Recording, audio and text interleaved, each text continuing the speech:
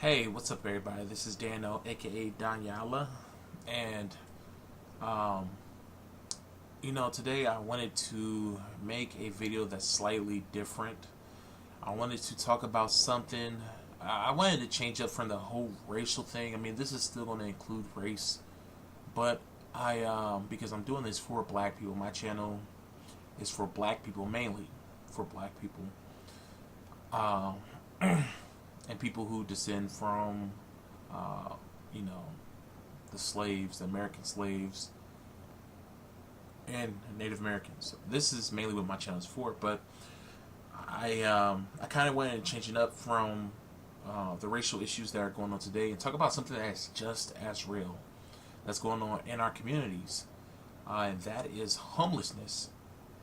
I wanted to talk about the situations and the attitudes that people have towards our brothers and sisters that are in need, because most of these people, I would say about all these people are in need, whether they're homeless beggars or prostitutes, because I throw prostitutes in that same basket because a lot of them are homeless. A lot of them don't have homes to go to. A lot of them don't have family members they could turn to, so a lot of them turn to the streets. A lot of them, just like these homeless people, a lot of them turn to selling their body, even though we know that's not right. A lot of them sell their bodies just to make it by, and they live miserable lives, just like these homeless brothers and sisters out here, homeless children out here. And I do want to mention one thing. My channel is a pro-black channel, and the things I say, I say for the betterment of black people. I don't criticize black people because I want to coon or anything like that. Like the video that I made against Corin Gaines. I know that sister was mentally ill, and I realized that. And I think I even mentioned that in the video that the sister's mentally ill, so I don't place 100% of the blame on her because sorry, that's people out there making noise. Let me close this one real quick. So, anyways, I don't put all the blame on her because I know that she's a victim of white supremacy. See, some people will go and say that, the fault completely falls on her. There's no such thing as white supremacy. Those are people who are straight up cooning. Period. So I don't agree. And there's even pro-blacks who say that are straight up cooning and stuff. They claim to be pro-black, but I don't believe it. One of those people are Tommy Sotomayor. He says that he's pro. Well, I'm not sure if he says he's pro-black, but some of the things he does, I would think that he would probably deem himself somewhat pro-black. But that brother, he got issues. And I have to disagree with even Tariq Nasheed, because I don't follow anybody. I go around, I listen to anybody who makes sense. And when they don't make sense, I don't adhere to that. You know what I'm saying? So I listen to anybody who is saying the right thing about, if they're saying the proper thing about the subject at hand.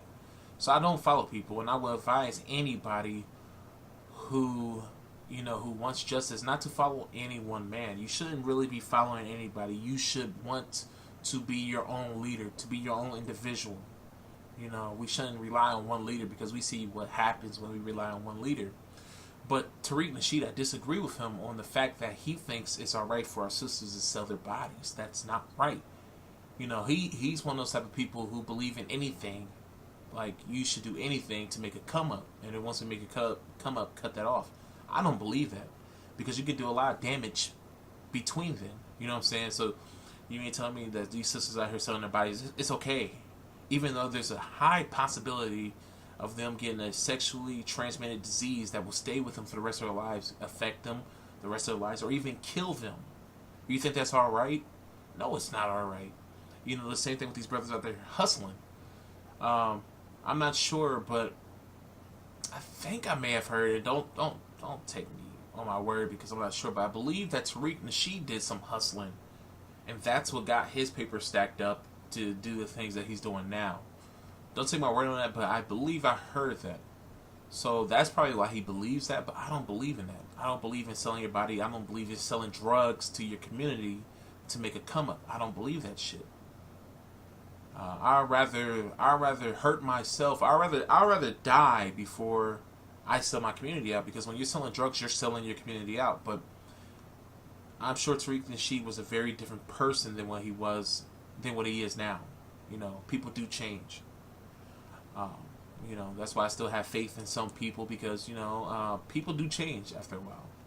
But anyways, moving back onto these homeless brothers and sisters, I wanted to talk about this video. I wanted to make a video talking about this because it's important. And I wanted to talk about the situations and people's mindsets towards these people. You know, because we fail to realize that a lot of these people, whether they're homeless or they're out there prostituting, they have mental illnesses.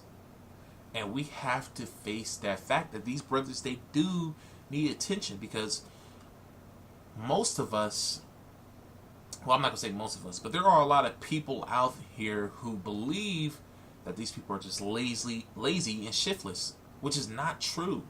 A lot of these people do not have the mental capabilities, or they were never taught before how to handle certain situations, thus for they're in the situation that they are now. You know, when I was a kid, I was in homeless shelters. We went through drama when we were kids. You know, we went through a lot of situations when we were kids. We were homeless at times. Even my father at one time, he was homeless. He was kicked out of his house. He was married to his wife. He was kicked out of that house because of some legal issues, stuff like that. He was homeless for almost a year. And I would go and visit my dad a couple times a week. I would go and visit him, and I'd be around these homeless guys. You know, I went to the same soup kitchens with them just to hang out with my dad. And I talked and made friends with some of these people. And I saw that these people had mental issues, whether it was from like hereditary, like something that they were born with, or something that they had got from drug use. But see, this is why. But see, it's funny that I mentioned that, because my dad, like I said, he was homeless for almost a year, or a little bit over a year. And see, my dad and my grandfather are one of those type of people who see bums as being a scourge of the earth. You know, they're like, oh no, get a job. I'm not giving you any of my money. I worked hard for this money. But a lot of people forget that we're blessed to even have this money. I'm one of those type of people who I'm compassionate. You know, whether it's in a relationship or if it's for anybody out there, you know, any human being out there. You know, I'm a compassionate person. And, you know, it's sad because we have people like my dad out there who, you know, neglect these people. But me, I've always been the type of person who wants to help a person, especially a person in need, when you know that they need something. You know, whenever I have change on me and a homeless person comes up, even if it's the last few dollars in my name or in my pocket, and I was planning on spending that on something that I don't need, I'll give that money to a person in a heartbeat. You know, whenever I make money and I have change in my pocket, a few dollars, or even like $5 or $10, if I don't have change on me, I'll go in there and spend something so I can break change to help this person out, or I would just give them that money that I have on me. And see, the sad thing is that a lot of people call themselves Christians. I don't call myself a Christian, but I'm talking about a lot of people will call themselves Christians or believers of the God of the Bible, yet they will not give their money up to someone who's in need. And we know that the Bible goes deep into helping your brothers and sisters who are less fortunate than you are. But there's a lot of people out here who don't care about that. You know, they don't think about that. They will call themselves Christians or God-fearing people, yet they find it very hard to give their money to homeless people for various reasons. Some of the reasons they give is, well, I don't know what that guy is going to spend my money on. You know, well, if you feel that way and that person is asking for food, why don't you go and take that money and go and take them to get something to eat if you don't trust them with that money? If you think that they're going to run off and buy alcohol or buy, you know, some type of drugs with that money. Me, I see it like this. I entrust the money to them that they're going to use it for what they say they're going to use it. If they don't, that doesn't fall on me. But what I did came out the goodness of my heart to help that person. And I cannot find a scripture, but there's a scripture somewhere that talks about Sorry about that. My video had cut. I hate when it does that, especially. Oh wow, somebody's calling me right. Okay, good. They just ended the call. All this stuff pops up when I really get into these videos and I'm talking about things. It's so weird how that happens. But anyways, I'm just going to edit the first part together with this part, and then yeah, whatever. But anyways, I was talking about winos. There is a scripture which I cannot find that talks about winos, and it talks about that it's better for a wino to have his beer, to have his wine, if he's in misery, because that's going to help him cope. Basically, because, you know, he doesn't have any bright future at all. You know, because most of these winos, they're past their prime. And unfortunately, they're going to die in that situation that they're in. So it's better for them to be merry in their situation and out of it than to be here in this harsh reality, you know. But anyways, that's for another time. You people, especially if you're in the Bible, you know what scripture I'm talking about. But anyways, I wanted to hit up some scriptures for people, especially for people who call themselves Christians or God-fearing people, and they don't give their money or they don't do anything to help out these brothers and sisters. Because like I said, these brothers and sisters out here, they have mental issues that are stopping them from functioning like normal people, and we have to look at it like this. Like I said, I have the experience because I have been in homeless shelters before, but I got bulk of my experience when my father was homeless and he was staying in a homeless shelter, and I was around homeless people while visiting my father. A lot of these people have mental issues, and a lot of these people are neglected. And it's funny because I would say probably about 40% of these people are veterans. Like my father, he was a veteran. You know, fortunately, my father, he's not mentally ill, but there's a lot of people out there who are mentally ill, who aren't lazy, who have been caught up in a situation, or maybe they have been in a situation since they were kids. Because some of these people are homeless drifters. They've been drifting since they were teenagers. You know, and some of these people have mental issues, and we have to look at it like that. We need to stop neglecting these people. We need to stop seeing them as shiftless people, because, like I said, time and time again, a lot of these people have mental issues. And especially, you know, being an African American, going through the stuff that we're going through, we should definitely take the initiative to help our people. You know, even if you don't want to, you should do it. You know, it will make you feel good. I mean, it shouldn't even be about making you feel good, but you'll feel good after doing it, because you're knowing that you're doing the right thing, and you're knowing that you're helping people. And we know that God mentions it many times in the Bible that we should help people. We should help people who are less fortunate for us. I mean, less fortunate than us. And to tell the truth, that's what tithes are for. If you go back and you look at what tithes are for, if you go back into the Bible and read about tithes, tithes were initially set up to be a type of welfare system. You know, yeah, welfare system goes way back. It goes back thousands of years. And what it was initially supposed to be for was to help homeless people and people without fathers in the household. Tithes were originally supposed to be food items, not money. It's supposed to be food provided to people who didn't have their fathers providing for them, or for people who were homeless. That's what tithes were for. You don't believe me? You can go back and read it. But anyways, I wanted to go and hit the scripture up. So, first scripture we're going to hit up is Matthew 5:16. It says, let your light shine before men, that they may see your good works and glorify your Father which is in heaven.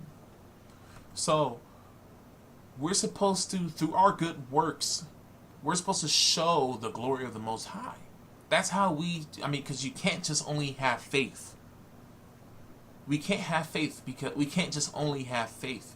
Because faith is more on a personal level. It's what you believe in. It's what you have belief in. But to show the power of the Most High through your faith, you're supposed to put in work to show the beauty and the glory of the Most High. But there's people out here who have faith. And I put quotes around that because you can't have faith without work. It just doesn't work like that. you can't have faith without work, because if you don't show the work, you don't have faith in the Most High, because the Most High told you what we're supposed to do. So, anyways, I mean, there's tons of scriptures. James is a good book for that, but there are tons of scriptures that talk about faith and works, how you're supposed to have both, not just one, both. But anyways, okay, so over here on James chapter 2 verse 14, it says, "What doeth it profit, my brethren, though a man say he hath faith and not have work? Can he save him?"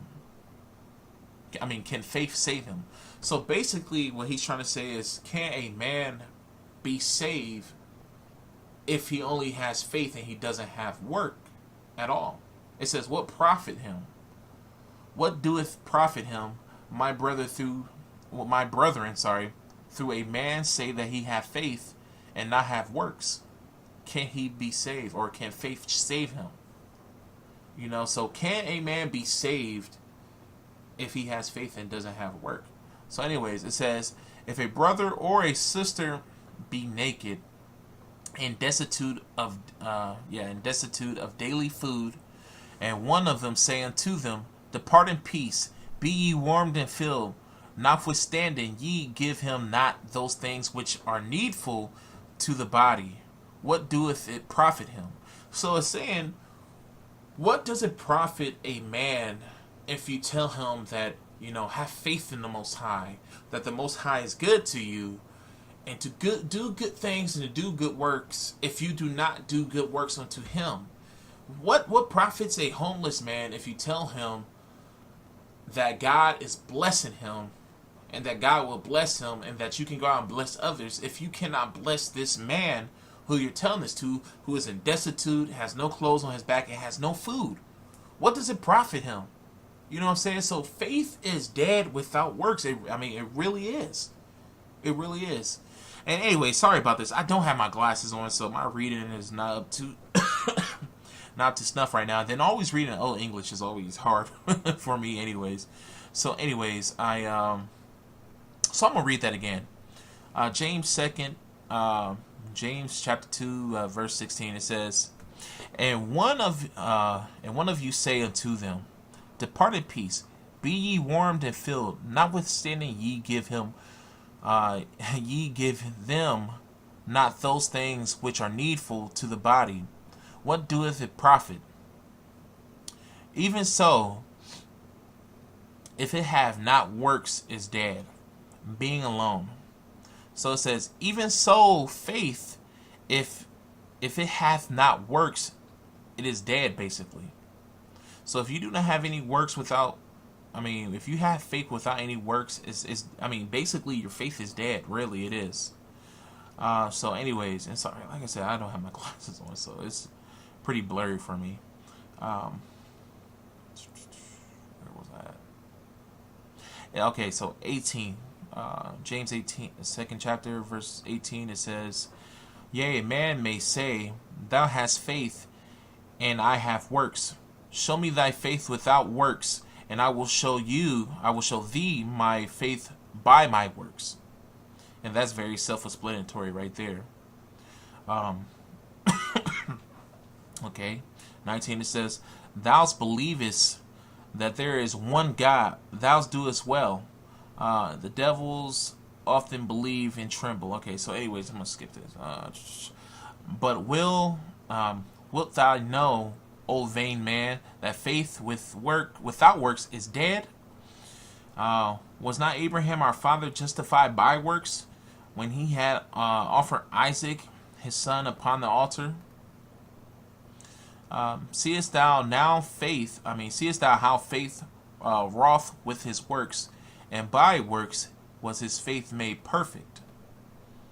And the scripture was fulfilled which saith, Abraham believed God, and it was imputed unto him for righteousness, and he was called the friend of God. Ye see how that works. It says, Ye see then how that by works a man is justified, and not by faith only. So we have to have works. We have to put in work to to justify our faith. Because if we don't have any work at all, if we don't have any good works out here, I'm talking about helping people in their time of needs, going out here and preaching to people, or going out here and helping out with homeless shelters, or just helping people in need. If you cannot do that, then you don't have any real faith at all. And you know, it's funny, I tell this to my dad all the time, but he doesn't listen. My dad is very stubborn, a very selfish person. And we know that when you read the Bible, Jesus, Yahweh Shai, aka Jesus, he was sent here to teach us selflessness. And a lot of people don't understand that Jesus was teaching us this whole time selflessness. That is not about us. It's not about it's not about us, the individual. It's about, first of all, it's about the Most High God. And then second of all, it's about Israel. It is not about us. And see, that's the thing about today's society. Today's society tells us that it's all about us, when really it's not. It's not all about us. I mean, it's not all about us as individuals. Because that's what society teaches us, but we have to get away from that. We need to stop being selfish. And there's too many damn selfish people out here who claim to be God-fearing people. And that's just not so. You don't fear God if you're a selfish bastard and you don't care about other people around you.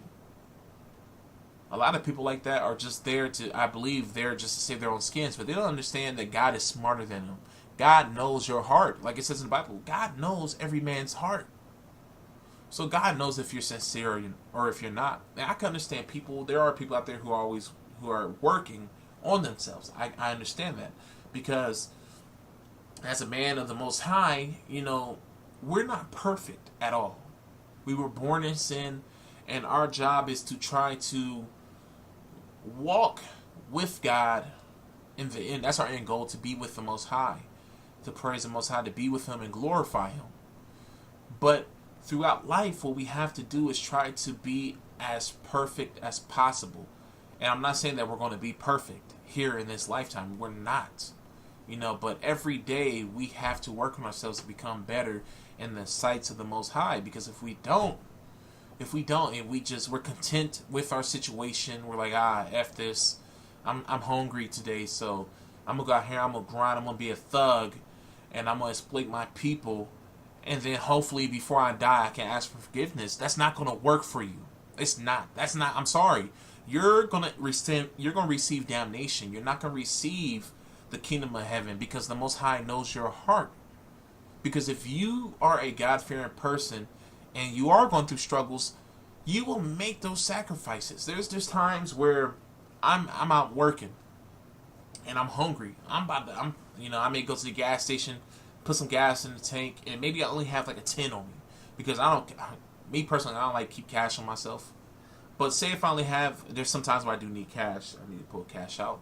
But say if I only have like a $10 on me, you know, $10 bill or something like that, and I plan on putting like $10 into the tank, or I plan on putting like maybe like $7 in the tank, and then I'm gonna use $3 to go and get me like some sandwiches from McDonald's or something like that, or some restaurant or whatever.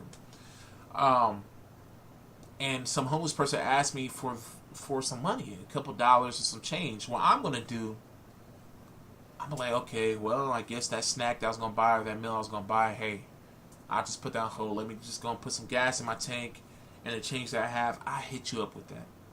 We don't have a lot of people that will do that at all. You know, there's people out there who are like, hell no, I'm not giving them my hard-earned money at all. And we need to stop that type of mentality, because that's a selfish type of mentality.